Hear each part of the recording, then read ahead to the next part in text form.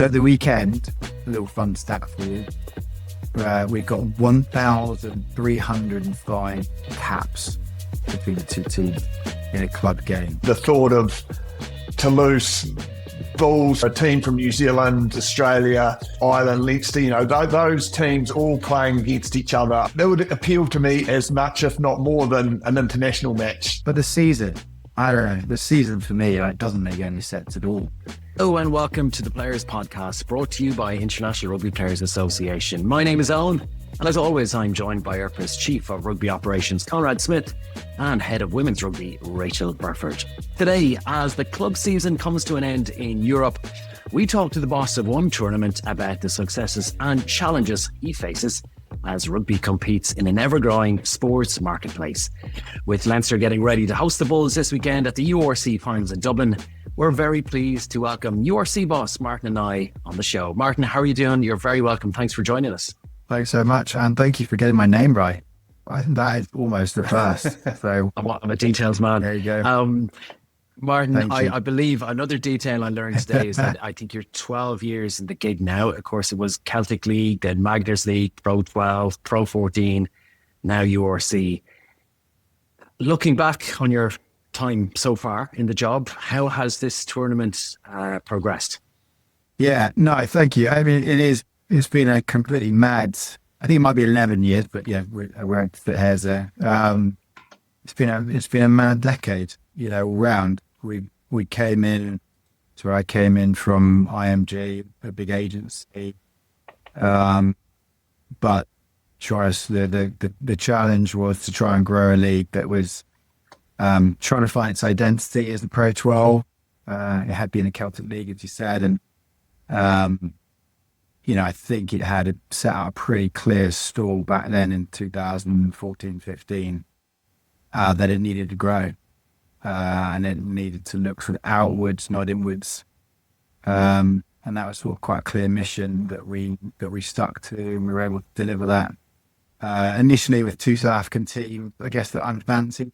It's coming out of Super Rugby, the Southern Kings and the Twids Cheetahs. But latterly through COVID, an opportunity arose where the big four teams from SA became available, and we sort of jumped at opportunity and haven't looked back since. And so URC was born 5 years ago, and it's been really special since then. I think we've got another North versus Southern Hemisphere final weekend, a rematch from last season, Leinster versus the Bulls. Stocked full of international players, and that's kind of what the league needs to be about. We're really pleased to see it. So it's been a crazy decade. If you were to talk about it now, you have a rugby landscape that doesn't just compete with the top 14 or the Prem. You have other sports, you have other entertainment. It's probably harder now in 2026 to get cut through with the competition like yours. Would that be fair to say? Yeah, I think all of our statistics would say that actually we're trending in a slightly different direction to that. All of our data, whether it's attendance, social media audience, 2D viewership, have all been sort of record-breaking over the last 5 years. We do that again this year. We've grown again this year on all of those metrics. But I think what you've touched on there is what's called the attention economy, isn't it?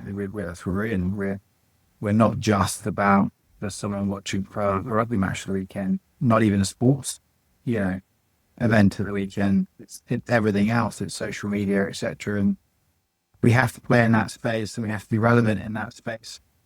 And that's our challenge. It is harder than it used to be, but I think that's the same almost for every industry. Every sports entertainment property is going through the same thing. It's just getting that share of attention is harder and harder. Martin, I was just going to touch. So obviously, I came from playing Super Rugby with the and involving South Africa, and you mentioned the South African teams. Is it something that's building slowly over there? Like watching from afar, like a couple of amazing competitions we see in Europe and the way you've expanded and embraced the South Africans. But I know it sort of took a while to grow. But do you see that sort of continually improving in terms of their adaptation and growth into the competition? I mean, they won it in the first year they were in it. Yeah, that helps. From a competitive point of view, I think the first final was in Cape Town, still under sort of COVID restrictions, and that was a sellout for what we were allowed. So that was sort of 40,000 under sort of restricted access. So we sold all the tickets we were allowed to sell. The next, two finals after that were sellouts within one day, 16,000 in the stadiums. So it definitely caught fire after that first year. I think serendipity comes into this a wee bit because it's about those teams being successful. And they were immediately successful in our league. And I think that has led, to sort of, I keep on saying this record, but the viewership on Supersport, which is the main broadcaster in Sub-Saharan Africa and South Africa, were at levels that were equivalent to the levels that Super Rugby was at its head and peak. And so, under a pretty challenging environment in the media world where subscriptions are less now than they used to be. So we're holding a much greater share, again, that word attention. Attendance, they're very big stadiums, but I think Stormers went almost the highest average attendance of any club team in the world this year. Wow. So, it depends which metrics you look at. There are some really pleasing bits. There are still some attendance issues around the Lions. Ellis Park is a ginormous stadium and quite a difficult part of town. But in terms of has the audience and the fan base in South Africa taken to it, I think it has, yeah. Yeah, and then I suppose the other issue, and again speaking from experience, the travel, getting over to South Africa, it was something as Kiwis, we sort of embraced it, but we'd sort of build the season around sort of going over, playing 2 or 3 weeks. That's obviously going to be a challenge with South Africa, but I think the similar time zone works better in your own competition. But is that just something you've got to adapt to and work with as far as playing teams at sort of opposite ends of a continent? Yeah, exactly. I think that's if you look at it in contrast to or against the backdrop that these teams are coming from Super Rugby and you were doing some crazy travel, Super Rugby, whether it's Buenos Aires into South Africa or then into Singapore and into Japan, so time zones come into that a lot, and we've done a fair amount of work with our injury surveillance, which is done in with a very experienced team in University in Dublin, looking at the role and what happens with travel and does that cause further injuries or not. As you pointed out, I think actually the kind of overnight flight, there isn't jet lag. That bit's easier for sure. But as we get further into these teams playing in the URC, memories are quite short, and so they'll forget that actually, in contrast to the travel they were doing in Super Rugby, it's a lot less. But what is true is that they do more travel than the European teams. So that is part and parcel of our format, and that's something we're constantly monitoring. That's something that we're trying to make sure that we keep elevating those standards all the time. Try and make sure that it's direct as possible, and try and make sure when the teams are on location, they've got the very best facilities available to them. But it's something we need to keep. And part of that travel, of course, Martin, is the cost. And one of the big issues at the moment for clubs is the cost, not just of travel, but the cost of everything, really. Is there a worry about the sustainability of some of the clubs in this league? Because I think you said before on a podcast that the year the Stormers won, they were actually in administration, or they were going through financial difficulties. Cardiff had to be bailed out by the WRU, and is this league putting enough money back in the coffers of the clubs to make sure that they are sustainable in the long term? Firstly, Stormers was in administration before they came into our competition. So it wasn't us that put them into administration. And they got out of administration by being in our competition. So that's a pretty important point. I think Cardiff is a different kettle of fish, right? Because actually Cardiff was quite a sustainable club. The reality of Cardiff was not that they were doing badly from attendance, because actually Cardiff was doing 10,000 average attendance out of a 12,000 seat stadium, right? So they were effectively selling out most games that they could. The reality is that the owner just didn't put money in, which is the problem with that model of private ownership. You are putting yourself at risk. Should an owner decide one day just not to put that money in? Our model is slightly different, which just allows us to be hopefully just a little bit more security in our teams being there at the end of the season, at the start and beginning of the season. And that's because our unions own our competition. We are not owned by the clubs. Our clubs aren't shareholders in the league. The unions are, so the rugby unions of each of our territories. And they guarantee those clubs entry. They guarantee that there will be 4 clubs in Ireland. They'll guarantee that same in Wales, etc. And so that gives us a sort of security blanket. That gives our partners a security that they're going to be there. Because actually, this is not a league problem. This is a game problem. The game itself isn't sustainable as the way it's set up currently. So it's not about, you look at France and they've got tons of money coming in, but they're still unsustainable. They are still breaking. They are still losing money. If it wasn't for private individuals putting money into those clubs. And so the model is wrong. It is not about a league or one league or another. We've hit record revenues this year. Our turnover has never been higher. So we're up at 50 million, circa 50 million revenues, right? So we are doing our part. But the truth is, player costs, really, the majority of player costs, have outstripped what the game can serve. If it's fragmented the way it's fragmented. So if that cost base sits only with the club system, and it's the same true in England, same as true in France, cannot in itself sustain the costs of those players. The international game plus the club game, yes, it can. And so that's what we need to do. We need to change the way that the money flows through the game to the players. So the player and the burden of the player cost doesn't just sit with one of those entities. It needs to sit across both entities in each market. And that's how you're going to get to sustainability. So I guess I don't want this to come across as being defensive. We can always make more money. But we've also got more mouths to feed. We had 12 mouths to feed before, now we've got 60. None of our clubs have gone backwards in what we distribute to them. They've all gone forward. But it's very, very tight. And we need to make sure that we do keep putting to the coffers. And that means being better at selling media rights, being probably better at taking media rights collectively to the market, not just individual property, better at selling sponsorship together. And that's our thesis, to make sure that the game is sustainable. Martin, you've talked about the success measures of more crowds, greater viewing figures. You mentioned there about revenues this year being on an all-time.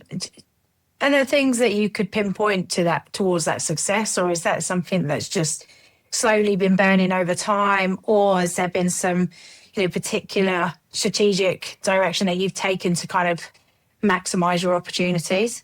Yeah, great. Thanks for the question. I think that's what's really important, was we were really clear about our strategy. We wanted to make sure that we were united. Our name, we ended up calling a competition what we wanted it to be. We wanted to celebrate these really different rugby superpowers. And so we didn't want to make it generic. We didn't want to fall into stereotypes of what rugby competitions were before.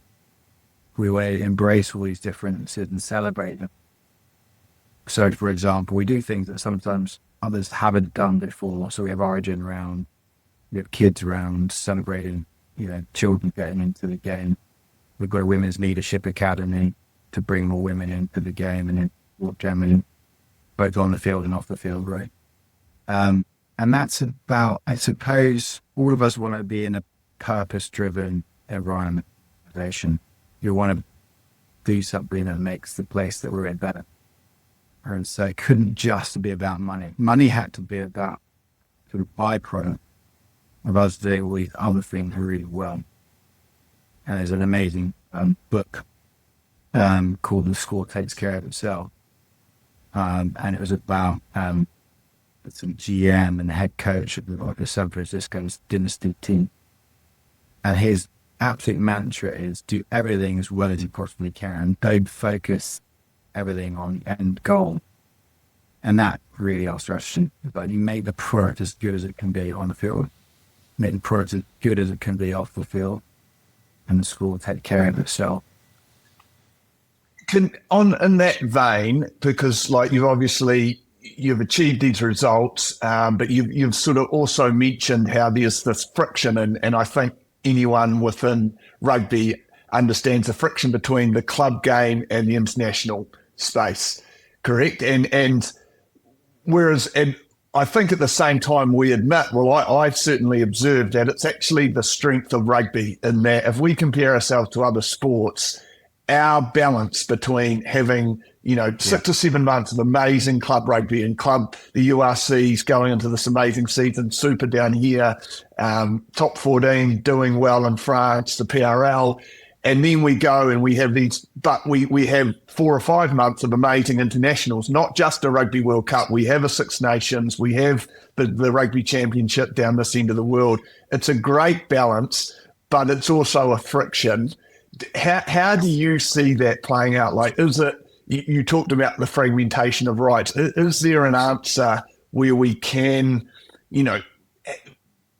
sell that balance we have in our sport and see profitability in both clubs and international competitions and players getting compensated for their involvement? Is that where we're headed, and what needs to be done to sort of realise that? Yeah, I 100% believe in rugby union's point difference is that it does have those elements, that it doesn't just rely on the international game, it doesn't just rely on the club game. If you look at the NRL in Australia, it's desperately in need of the international game. It's doing everything it can to make the International Rugby League bigger. It has State of Origin, which sort of sits in the middle of that. And the reason for that is because they see rugby union. They see every 4 years this unbelievable Rugby World Cup for men and for women. And we have stolen a massive march in the women's game, I think, for rugby league. But also now you've got this other aspect where you've got the Nations Championship and the Nations Cup, which will allow for promotion and relegation over time. You've got Six Nations Rugby Championship, and you've got these amazing, I guess, I would say throwbacks. I think it's what makes rugby so special. The Lions, it's one of the best things about our sport. It's quite odd in a lovely way. It's odd in I promise any other professional sport you wouldn't suddenly get a tour like that happening every 4 years. And now with the women's Lions tour, but we need to celebrate that. We can't just fall into a generic what's everybody else. The point is that we're not everybody else. The point is that we are a global game. We need to be bigger in big markets like the US. I get that. But you're not going to do that just as the club game. You're definitely not going to do it just as the international game. That is the superpower of rugby. And just talking about calendars, the women's isn't quite as congested. So there's opportunity there. And I know there has been in the past talks of an appetite there to expand to a women's competition. And there you have the Leadership Academy, which is fantastic in, keeping women in the sport, but also giving them a pathway into it as well. What's kind of the view on the inside around, is there an appetite? Is there an opportunity? Is it now? Is it in the future? there's definitely now the opportunity. I think all our unions, so our unions are our shareholders. Let's do that again. And so our unions as shareholders are absolutely committed to needs even this week around further investment scale at our. But I think they want to do it in a way that makes more sense from where the game is from a commercial perspective. And that probably means, I suspect, not that I'm involved with these conversations, them looking at a British and Irish league. I think that does kind of make sense with the amount of travel that we do and the cost of the travel we can sustain, because that level of revenue isn't yet the game. Right? So to sort of bake in a model just because it follows the meds, I don't think you would agree with that as being true anyway in any shape or form. But certainly from a URC point of view, it wouldn't make sense to suddenly send women those distances without the revenue being there to sustain it. Having said that, we've got a really burgeoning and really important women's game in South Africa, predominantly supported at the moment by the Bull, but ever more increasingly from the other franchises and provinces, as they're called. And so who are they going to play against? So that is something that we need to try and look at. Same as true in Italy, where they traditionally played against the Spanish team. Could the Italians join the French women? That could happen from a. So just I guess not the argument, the proposition then might be different for a women's game, and take advantage of some of the efficiencies you might get by having it more local. Martin, just go back to something you said earlier about the season. Is the season too long? You think it should change? Should we still be playing rugby in June in this part of the world? Is the season too long? Are there too many matches for the URC? Does that water down your product a little bit? And the second part of that question is, URC are also owned by CBC, who own part of the Prem. Is there a chance of a merger there at some point to bring the two leagues together? I'll take the easier one up front. So I think the URC matches for a start. I mean, so we used to be 24 rounds, and we moved to 21 rounds. So it doesn't sound like a huge amount to most people, but in professional rugby, that's a big give. And the reason we did that is because we have lots of international players in our league. This is the way it was set up, because I union for their best teams, most way try and keep their best players in their country. So the weekend, a little fun stat for you, we've got 1,305 caps between the two teams in a club game. That is, very, very close to our record, I'd say. And I think if Andrew Porter was playing, it would be over our record. You have two teams, fully capped team, going at it in club rugby. And so we want to see that. We want to see the kind of business end of that. What you don't want to see, which is why we came off international weekends, is too many games where they're not there, right? Fans are super, discerning, and even more so now. And broadcasters and media and sponsors extremely dialed into what's a big game and what's not a big game, right? And so we just took that view that we came off international weekends and we went down to 21 overall, 18 regular season round, then playoff game. Playoff tends much bigger. So we in a sense have done that. We've done that for our unions to reduce the amount of player load. We've also done that because it's a better product. That horrible word really in rugby terms, but it's a better product. Not play every weekend. What we saw as well is that it was kind of not just on the field. It was also, and I know the match officials are on, but they're partly off the field. It was also the match official. The best match officials were going for doing international rugby as well. So the whole standard of the game, if you play on an international weekend, you're like, you've got like 320 internationals in the league. And you've got the kind of quality referees and match officials that we have. If you play on an international weekend and they're not there, the quality of the product reduces.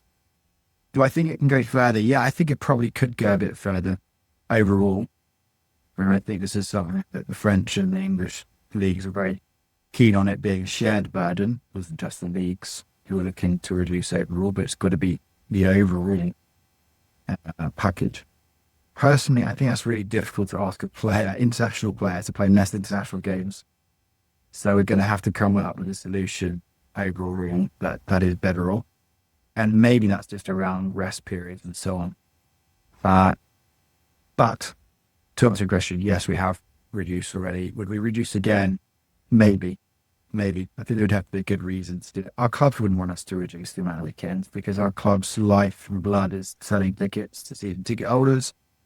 If you take too many home games away, there's less rationale for you to be a season ticket holder and so on. It has the negative effect, how the opposite effect of what we want, which is more sustainable clubs. It actually makes them less sustainable overall if you don't have enough home game. But the season, I don't know, the season for me, it doesn't make any sense at all. I mean, to have a season where you start, Appreciate your honesty here. then you break. Yeah, because I've said this on record before, so it's fine. But, and I've been really clear, this is the bit that we've got to grasp the nets on now. There are some big conversations, I'm sure it's already, happening at World Rugby, State of the Game, and then you've done a session on that. And this is the key question. When should the season start for international rugby? When should club rugby be? For how many breaks should there be? And when should it begin and end? Those are really important questions. And at the moment, it's a bit of a mess because you have Rugby World Cup. It's not certain times in certain cycles and other times in other cycles. You have Lions tours in some years and so on and so forth. So we're just trying to make sure there's a consistency. Because the last thing that I want to do is go back into a broadcast conversation 3 or 4 years' time and say the season kind of as it has been over the last 4 years. Because, imagine being a broadcaster. They will schedule game in a year out. So if you change your season every year over a 4-year cycle, that is not a kind of product they're going to buy. And they'll pay less for it. So I think that's where we need to try and sort it out. It's better for the players at the moment. It isn't sustainable from players to play as much as they're playing for how long they're playing in a season from cycle to cycle. So yeah, I think that's the bit. And there's a lot of people working on that. But we would wholeheartedly support a relook at the season structure. You're not getting away without the Prem question as well, of course. You were. It's one that's debated. Yeah. It's one that's being discussed. Obviously, you hear rumors, and obviously with CBC involvement, it's a question. It's going to come up. I don't want to put you under pressure for it, but even in terms of other clubs joining, because the US clubs are often, or US involvement, I suppose, is often linked with the URC as well. Yeah, I think that's where we've got to, the 60 clubs, and then there's always going to be clubs that aren't competitive in any league. But we've had 14 out of 16 make up playoffs. To us, 9 teams last year, all within 4 or 5 points of each other, going into the playoffs. So you don't want to lose that. There's a sort of jeopardy to that. The kind of product's good. So if you overexpand and you've got more mouths to feed, you expand. You've got the commercial question, but you've also got a sporting question. And then you've got travel, logistics, player welfare, etc. Those are all things that we would have to square away for any further expansion. So we haven't really spent too much time thinking about that. The Welsh are on record for saying that they're looking at potentially coming down by 1/12 to go 3. So if that does happen, we won't be short of suitors for that spot.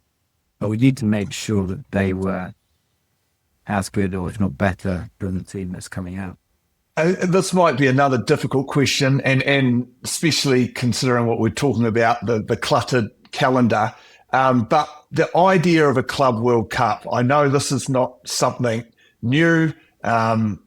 It's been talked about, bandied about a long time within rugby. There's obvious appeal, like for me, the thought of Toulouse Bulls from South Africa, a team from New Zealand, Australia, Ireland, Leinster, those teams all playing against each other over 3 or 4 weeks. That would appeal to me as much, if not more, than an international match, if you were proposing this in next month. But the obvious question is, when do you fit it? There is, I suppose, the appeal that everyone seems to be finishing their club seasons right about now. So perhaps there is a time in the calendar when these clubs could all come together, and I know that has been mooted and talked about. Do you think there's a possibility of it? Is there a market for it? Do you think we could make room and still, conscious of player welfare concerns, still make it happen?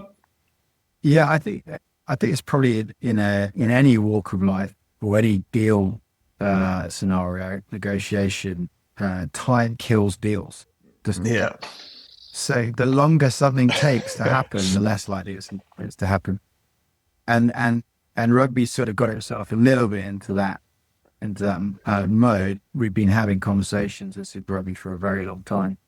And it always comes down to 1 or 2 weeks here there being issued. It's not them, it's the issue, by the way, just to be very clear on that. It's usually us, not necessarily just URC, the Northern Hemisphere. And that comes down to these weekends because, as you pointed out, rightly, all of our seasons are coming to crescendo at the same time. The French league ends a little bit later than our 2 leagues, Prem and URC. And now you've got the Nations Championship starting, in July with really what will be incredibly competitive games, right? And that changes the dynamic from what we had previously. I wouldn't say it's completely off the cards. It's just got a bit harder, and we need to try and chop through a lot more wood over this summer to get it done. Okay, well, I think we leave it there. My thanks to Conrad and Rachael, but a special word of thanks to Martin for joining us on Players Podcast and giving us a great insight into how one of the biggest club rugby tournaments works. And of course, best of luck for the rest of the season, which is just this weekend when Leinster take on the Bulls here in Dublin. Martin, my thanks again for joining us this evening. For the rest of you, we'll be back very soon with our next podcast. In the meantime, check us out on social media and rugbyplayers.org for all your information.